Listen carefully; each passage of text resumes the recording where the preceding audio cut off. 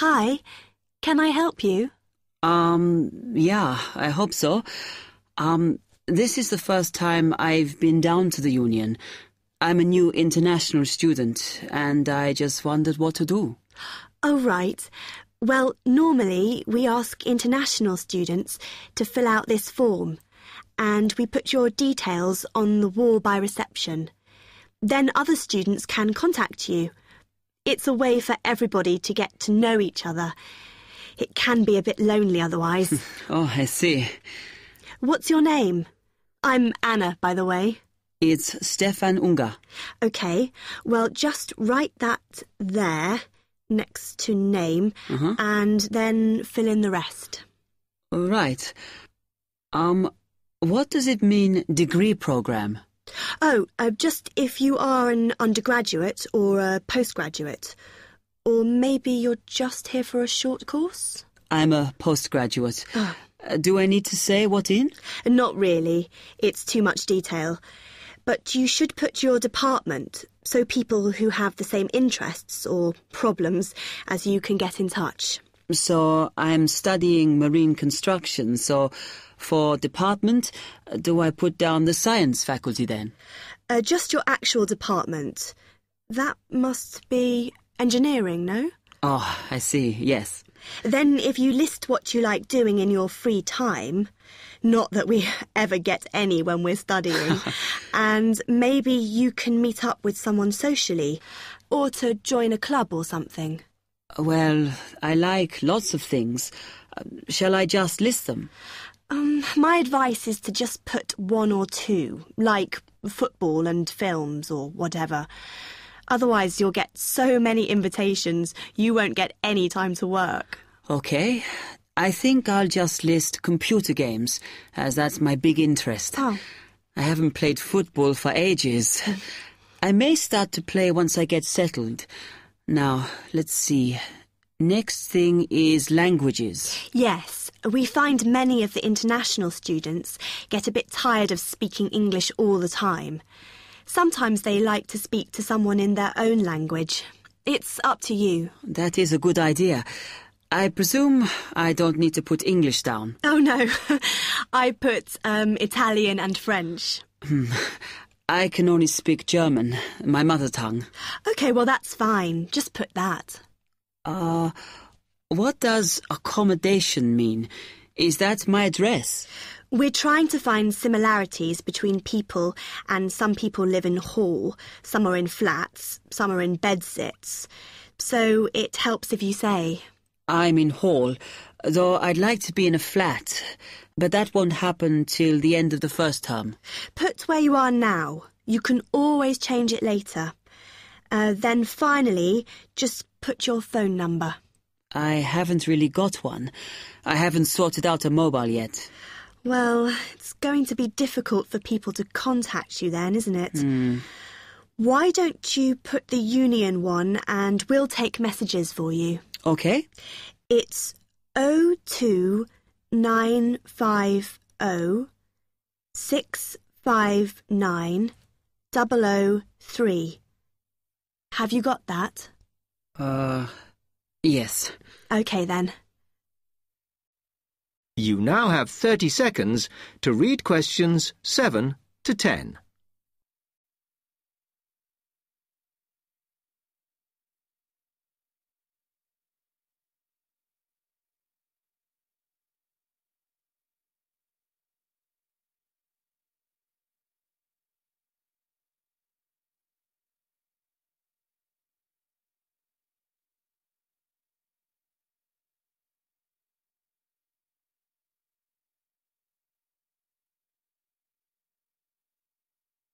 Oh, I had a couple more questions about the services you've got here. It says there's a photocopier here. Yes. You need to get a card from the shop, and then it's available to all students in the mornings. The union uses it after 1 p.m. OK. I see also the union organises loads of events. Are they always held here in the union building?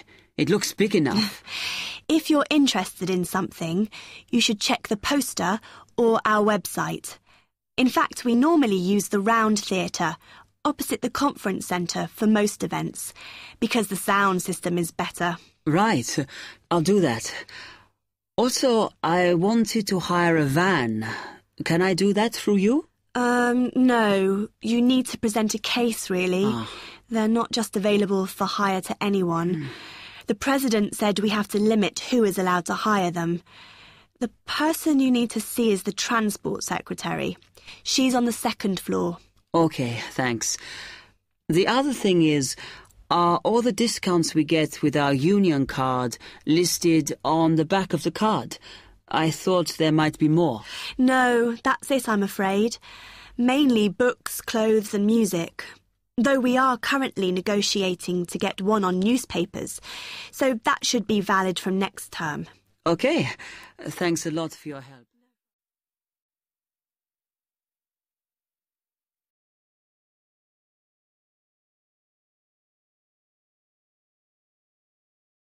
Test 2, Section 2. You will hear a library assistant talking about the library she works in. You now have 30 seconds to read questions 11 to 15.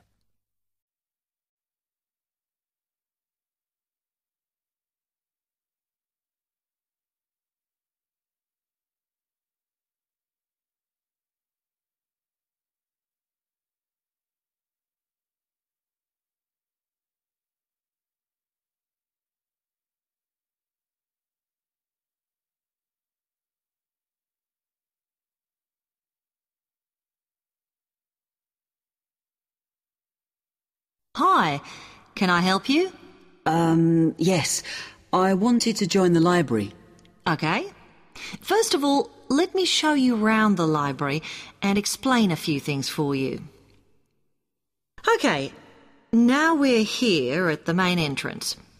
You can see the reception, which is where you bring back and take out books. And also, we can order books and answer your questions there. Next to the reception, where you can see those old desks, is where we keep the magazines, because you can sit down and read there. They're divided into sections for sciences, geography, arts, etc. Then, at the back of the library, you can see the section for old books. Next to that is where the books proper start. That used to be the science section, but now on those shelves you'll find the art section. We had a big reorganisation in the summer, which I think has made it clearer. The numbering is standard, so you should be able to find what you want quite easily. However, if you can't find something, it probably means it's been borrowed. Okay, then in the corner next to the reference section is where we thought it was quietest and away from the phones and printers and things, so we've put the study desks there. They all have computer access if you need it for your laptop. We do ask that you don't just read magazines there, though. Okay, then there's the reference section, where you can look up the files. Then, as we come back to the main entrance, is the next section, where we used to have the languages.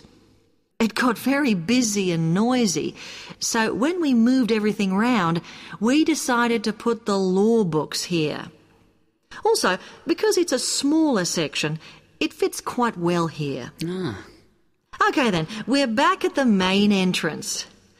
Over there, by reception, there's a door that goes to the extension, and we have further sections, such as languages and study desks through there, so you could have a look round when we've finished. Then, just between reception and the door here, is where we decided to put the computers, but the computer magazines are in the magazine section, as we found too many went missing here. Okay, is that everything? You now have 30 seconds to read questions 16 to 20.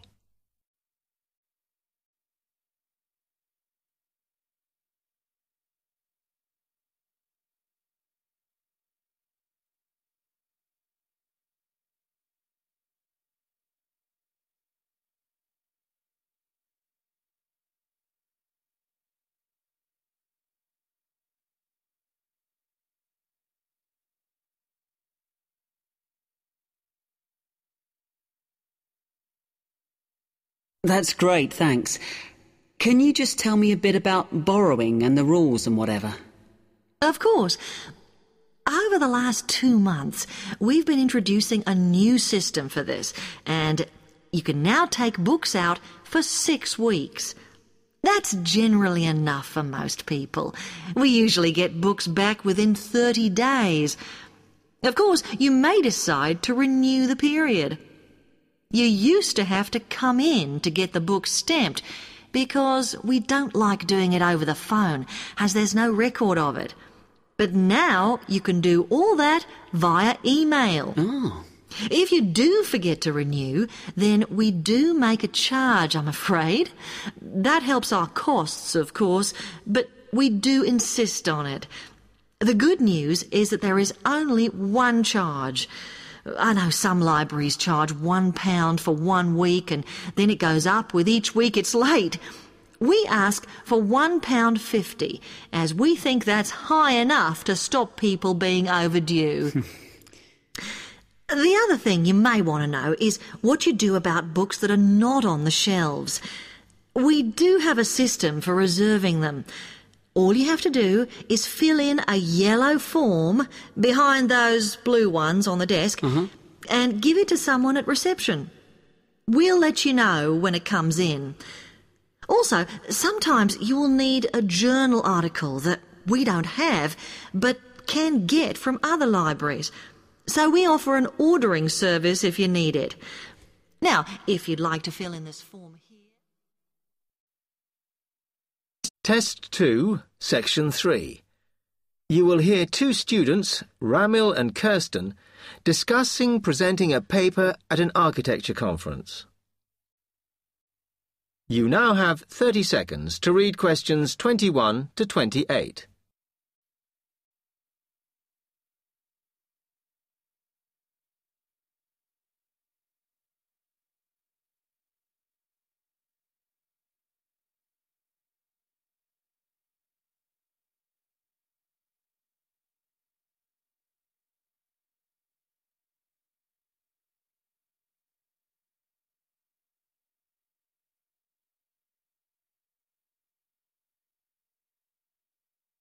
Hi, Kirsten.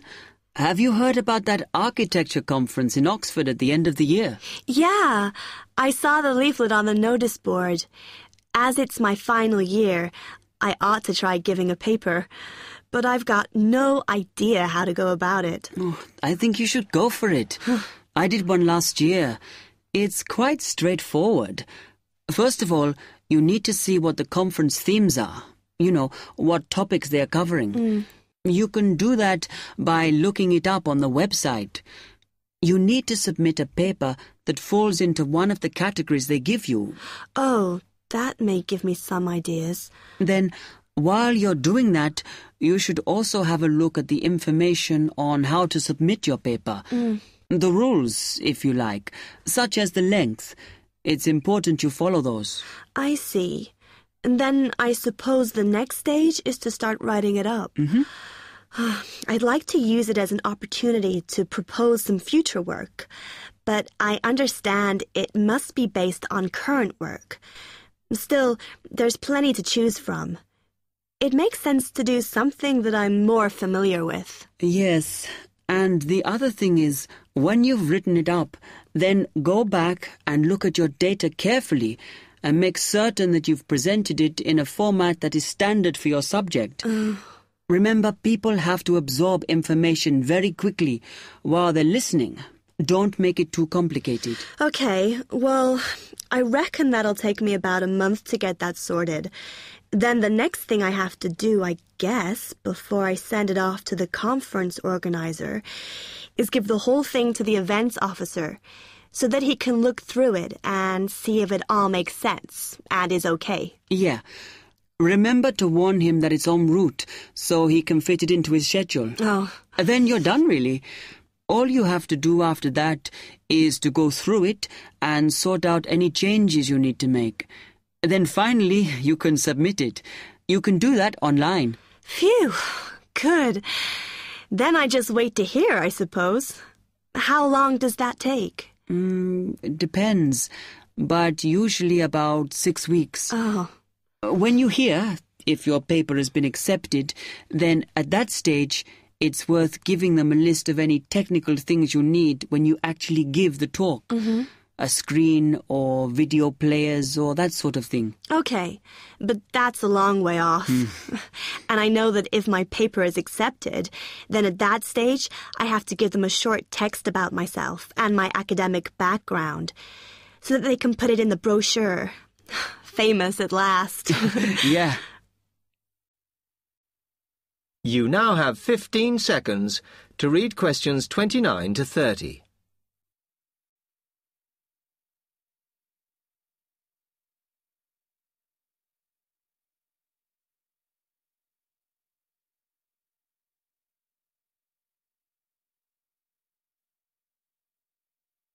Right, well, I've got to get a couple of things sorted if I'm going to get this paper completed.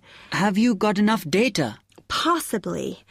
I'd like to reinforce some of it, though, so I thought I'd send out some more questionnaires.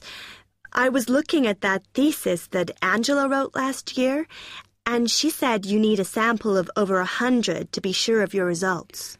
I think some of this year's postgraduates are doing some of the same stuff as you on buildings. Why don't you talk to them? I'll end up getting confused. It would be more useful for me to actually go out to that site by the rail bridge to see how they're building the new factory. Oh. I managed to get hold of Professor Barnett at London University, and he said I should go out and take pictures. I'm pretty busy, but I'll have to make time. Anyway, what about you? What are your plans? Test 2, Section 4. You will hear part of a lecture on the current and future use of mobile phones. You now have 30 seconds to read questions 31 to 35.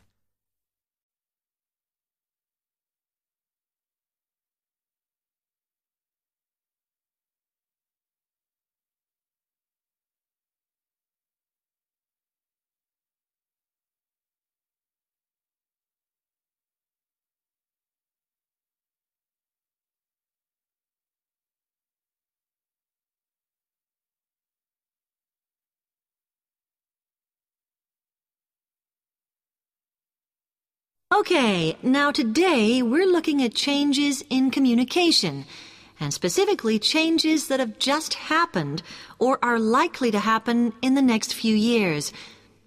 Key to this is the mobile phone, which is increasingly being seen as an all-purpose system rather than just a phone.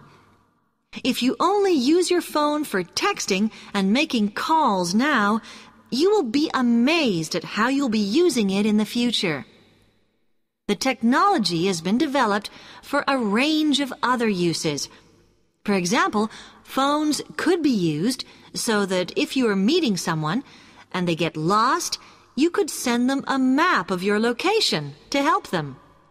This will save all those complicated explanations over the phone and our poor friends or colleagues trying to drive and find out where they are at the same time. And if you get bored waiting, or if you're traveling, for example, you will soon be able to see TV news on your phone as it is actually being broadcast. This means that you won't have to miss any of your favorites if you were away for a few days. Most people have got used to texting now, and young people send pictures to each other. But what is exciting is the possibility of putting music with them before you send them. And it's not all frivolous. Phones are going to become even more critical in business and education. Some recent developments have a highly practical usage. So, for example, as lecturers, we will be able to send everybody a text to let them know if lectures have been cancelled. And the new phones could have a further use in education, as well as business, as they will enable us to go to any destination, such as when we are doing a field trip, for instance, and from there to send data directly to a computer so that we can access it when we get home. This means we will no longer be limited by what the phone can store. You now have 30 seconds to read questions 36 to 40.